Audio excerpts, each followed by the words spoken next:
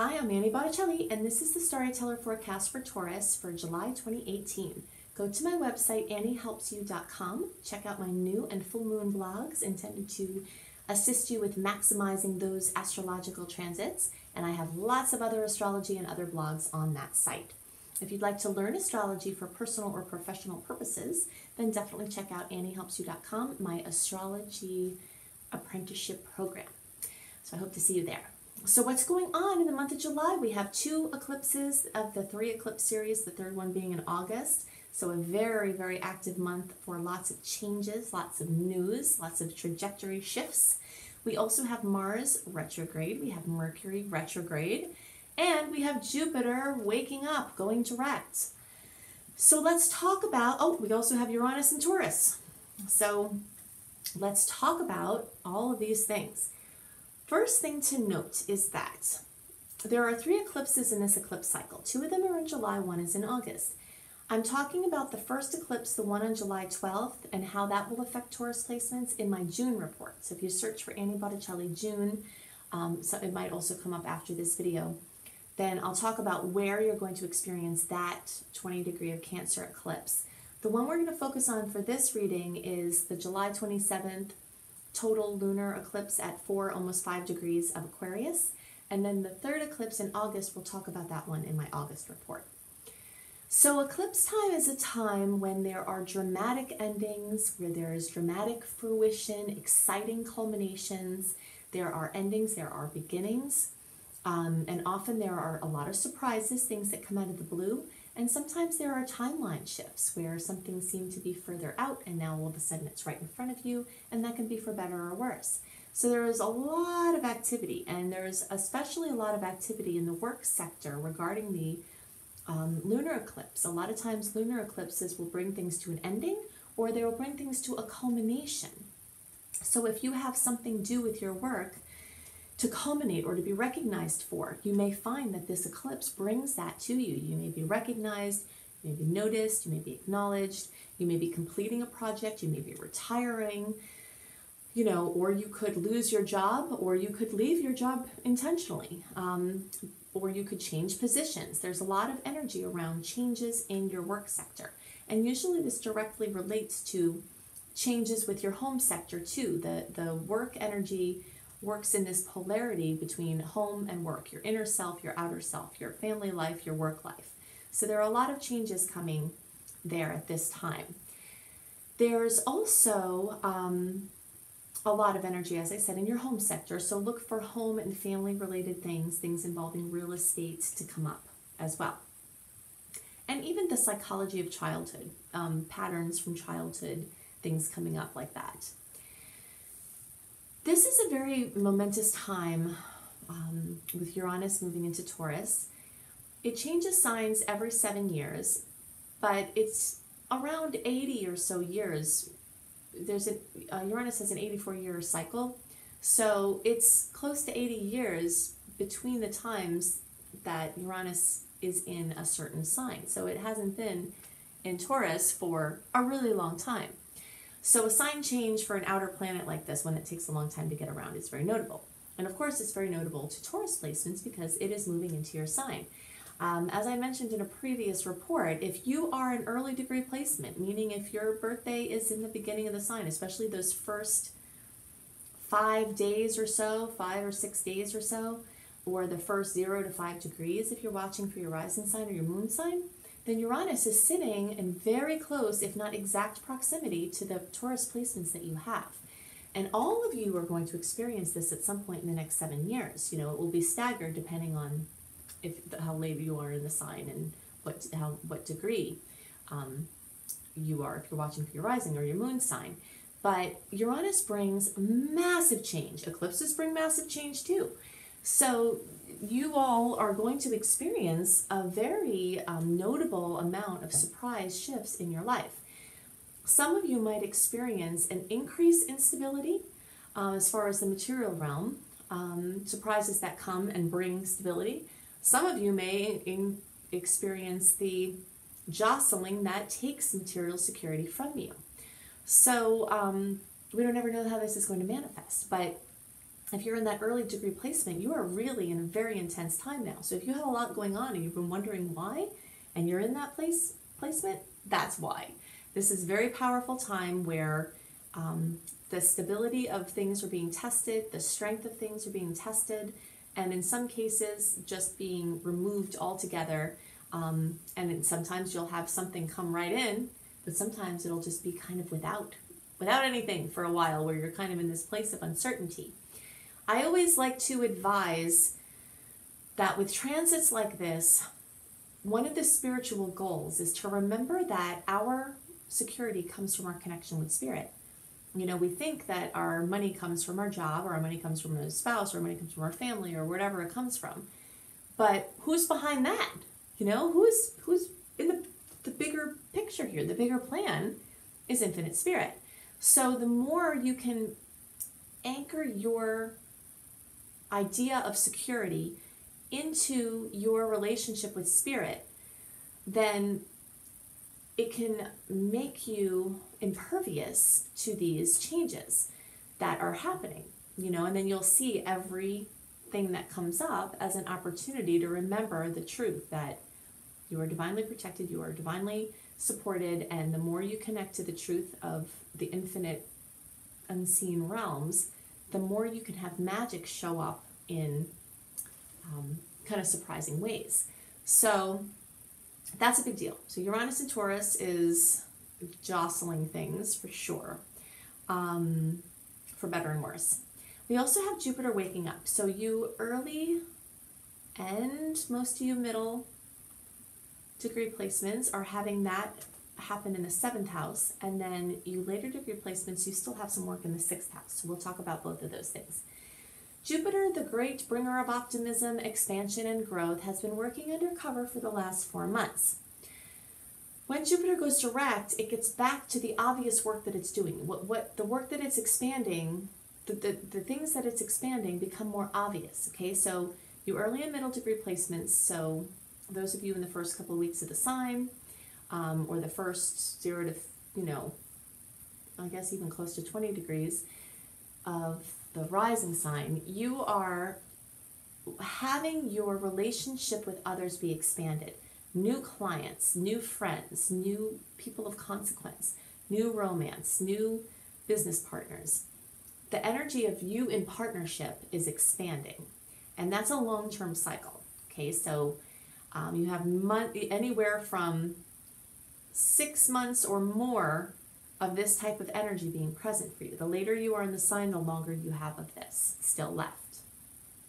So any places you can make win-win solutions, any places you can figure out how you can work with others is going to be beneficial to you. This is also an amazing transit for finding your perfect helpers.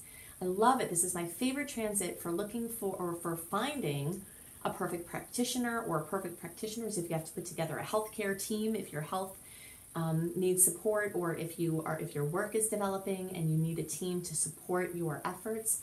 Finding the perfect assistant, finding the perfect person to manage your accountant. I mean, any area where you pay somebody to help you, this is very fully accentuated at this time. So within the time that Jupiter is in the 7th house, not only can you improve your love life, improve your business life, you can really put together a team of people that will help you take everything in your life to the next level. For you later degree placements, you have this coming, and you may have started to see some whispers or feel some things about this, but for the most part, Jupiter is working on your health, your lifestyle, your office job, your pets, your animals, and your structures, your systems that you have for your life. Jupiter is seeking to expand your health, and it's seeking to expand your health sometimes by making ruckuses. So there is a relationship here between the 6th and 7th house and what I just talked about, because the health care itself is in the 6th house, but the practitioners are in the 7th house. So you can find practitioners when Jupiter is in the 6th house or when it's in the 7th house. So you have a long-term period of time where you can find the perfect people to help you with your healthcare solutions. So don't make sure you get second opinions. Make sure you do research, because you can probably find the types of therapies that you're more drawn to if you don't like the options that people are giving you the first time around. And anything having to do with self-employment is really supercharged now.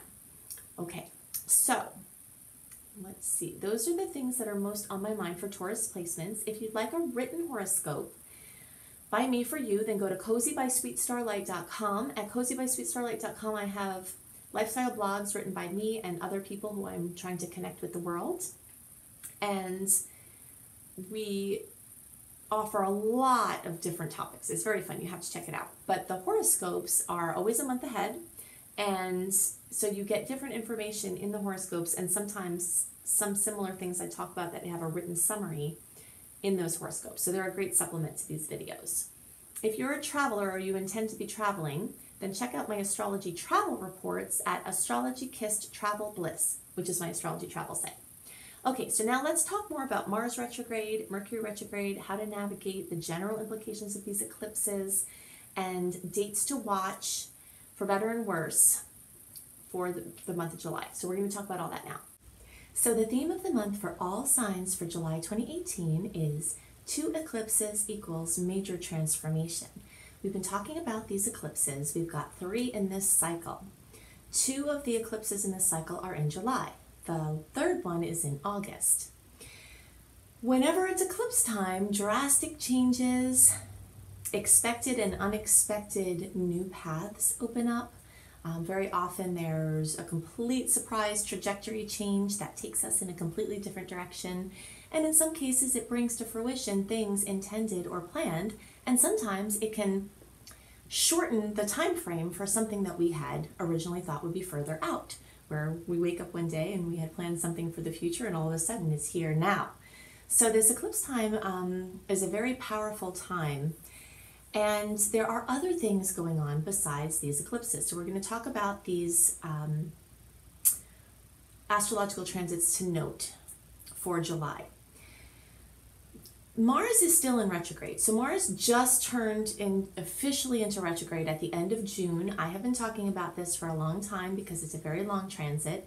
And there is a period of time before and after a retrograde transit of a personal planet like Mars that is very long, and you start to feel the energies well before the retrograde actually occurs. Okay, so we've been talking about this Mars retrograde energy. We started feeling it in May, it officially turned in June, and now in July, we are fully into Mars retrograde. So this Mars retrograde is bringing permission to rest and to focus on relaxation and recreation, and what I like to call comfortable productivity. It's not that you can't get anything done in Mars retrograde. You absolutely can. You just have to follow the cues. It's not a time to be over-ambitious unless, of course, if you have Mars retrograde at birth, sometimes you can get more done during this transit than you do normally. But you would know it, because if you're trying to do something and it's working out and it's flowing really easily and you're not having roadblocks and you're not having frustrations, then that's totally fine. When you need to take the cue to rest and back off is when you're pushing and it's not working out the way that you wanted it to. So instead of just continuing to push, taking a step back is what is well indicated when Mars is in retrograde. So to second this notion, we have other astrological forces that are saying the same thing. Mercury is going to go into retrograde, and that's going to be on July 25th. And once that happens, it's going to further bring the past back into the present. So the shadow period for Mercury retrograde starts early in July. So essentially the whole month is very much in this energy of things coming up from the past. So opportunities from the past, ideas from the past, projects from the past are all very much indicated to focus on at this time. At the same time as all of this energy is going on, we have the eclipses happening, and the eclipses may bring change and opportunities to act on, whether you want them or are ready for them or not, or maybe you are. But since there's so much energy pointing towards the past, a lot of times it will be things from the past finally coming to fruition now. So it's totally fine to say yes to the things that come to you. You just want to have an awareness of maybe not having all of the information, maybe the project being different or turning out different than you think. And the big key here is to be the spider. Okay, the eclipses and the retrogrades both tell us the same story, which is be the spider. So spiders weave their web and they wait for the food to come to them. So that's the kind of time that this July energy is really bringing.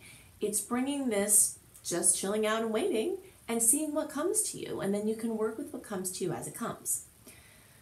Okay, so we've also got 5 trines this month. Trines are the most wonderful harmonious aspect in astrology. So I'm going to give you some dates to watch here. Now, the dates that I'm going to list, I'm going to go into some detail about the transits, but if you'd like more detail about the transits I'm talking about or transits that I'm not talking about that are also occurring, then definitely go to anniehelpsyou.com, sign up for my free email newsletter, and you'll receive monthly written reports a month before the relevant time. If you've already signed up for my newsletter and you're not receiving my reports, they're either going into spam, promotions, social, or events folders in your email. So look for them in there and then transfer them into your inbox so that you get my mailings. Okay, so I'm going to talk about the dates to note. The first one, actually, I'm going to just list these sweet spot dates. They're trines, they're beautiful aspects where things can gel together in a wonderful way, where there's just little sweet spots. So in the days around July 5th, July 8th, July 11th, July 13th and 14th, July 25th, we're having this beautiful aspect of trines on all of those days. So look out for little boosts at that time. The next date to note is July 12th, and that is this partial solar eclipse at 20 degrees of Cancer. So for everyone, every sign, this can bring new things involving home, family, houses, real estate, anything involving home. If you're an architect, it could involve your work. You know, anything that involves homes or housing or family or childhood or psychology, childhood psychology especially. All of these things are very high on the list of potential manifestations from this solar eclipse energy. So in the days around July 12th, you'll especially feel this eclipse energy, but remember that you could have gotten news about this manifestation that may come in as soon as May, because we've got like 6 to even sometimes 8 weeks ahead of time is when pieces of the story start coming in for these eclipses, okay? But that is a date to note. I always try to avoid doing anything important on the eclipse dates. You just kind of want to try to be available for whatever shows up. On July 27th, the second eclipse is a total lunar eclipse, and this one is at 4 degrees, almost 5 degrees of Aquarius. So here we'll see a lot of activity along the lines of friends, friendships, acquaintances, social media, groups, humanitarian efforts, internet-based projects, large organizations, anything having to do with innovation or technology. So look for those things. And again, this stuff could come in months before or months after. We're moving along a continuum with these eclipses, but that's on July 27th is when the actual event occurs. Okay, so some dates to look out for that could bring some challenges. And you'll notice that some of the dates I listed for the trines that have some sweet spots, there are also some challenging aspects on those dates. So you may feel them on the same day, something positive happening, something challenging happening, or you may feel one day it's a little pocket of a sweet spot and the next day is a little bit of a challenge. It's always hard to be black and white about how these energies are going to manifest, but I just want to list them so that you can be aware. On the 5th of July, on the 9th, on the 24th, on the 25th, and on the 26th and 27th, we've got challenging aspects on those dates. We have some squares, we have some oppositions, and these bring pressure to change, basically, or put pressure on viewpoints or ways things have been done. You know, they're basically, I describe them as the pressure. Well, the squares are the pressure that creates the diamond. So sometimes if we have a diamond that we want to create in our lives or a vision for this diamond, we have to do something about it. And if we're not doing something about it, or we're not sure what to do, this pressure comes in the form of this square. And it either shows us what we have to do or makes us fed up so that we actually take action. So you might see that energy show up this month from those squares. The oppositions bring overstimulation. Overstimulation is when there's a lot of busyness in opposing forces in our lives. So we've got an opposition in Leo and Aquarius in the 5th, so that could have to do with your own creativity versus the group, like your own flow versus the group flow. And then we've got another opposition on the 24th with Venus and Virgo opposing Neptune and Pisces. So this can be a lot of push and pull about the seen world and the unseen world, the logical world and the abstract world, and the intuitive world. You know, so you'll see some overstimulation with trying to balance being in multiple dimensions at once. Okay, so the things to note for this month: lots of sweet spots, some challenging points, and definitely massive opportunities for change, massive opportunities for things coming to fruition. The keynote here is to try to not plan too much unless you're very intuitively directed, or unless it comes to you to be planned for that time and that's out of your hands. And if something comes to you, then it's definitely fine to say yes to it. Just be aware that there may be changes that are continuing to happen over the rest of the retrogrades, and just to navigate as consciously as possible, leaving as much flexibility in your arrangements as possible. Mars retrograde is continuing this energy of relaxing, taking vacations, taking trips, doing nothing. And in that space of doing nothing, this is one of the most magical things that I love about retrograde. So people say, well, you can't do anything in retrogrades, and it's totally not true. It's just not a time to push. It's not a time to go against the tides. But what you can do, I always call it the shavasana of transits, because in that few minutes of shavasana at the end of a yoga practice, that integration, that quiet time, is when the insights come, when the clarity comes, when the important pieces come, when the breakthroughs come. So this Mars retrograde, this month of July, is like this shavasana point where from that quiet space, pure genius can pop in and change everything. So these are the things that are most on my mind for the month of July. If you would love to learn astrology with me, check out my astrology apprenticeship program. I also have lots of other cool educational offerings on my site, both to change your vocation or just for your self-development and growth. I have my Astaria School of Practical Magic, which is a really fun way to work with the unseen realms and bring them into the seen realms. Definitely check out my hubby's offerings, B.R. Newman, at IamHelios.com, IamHelios.com. He's got lots of sound frequencies that help to balance out challenging transits and also help to empower you during the transits that we have going on. So definitely check his site out. I hope you have a wonderful month, and I'll see you next month. Bye.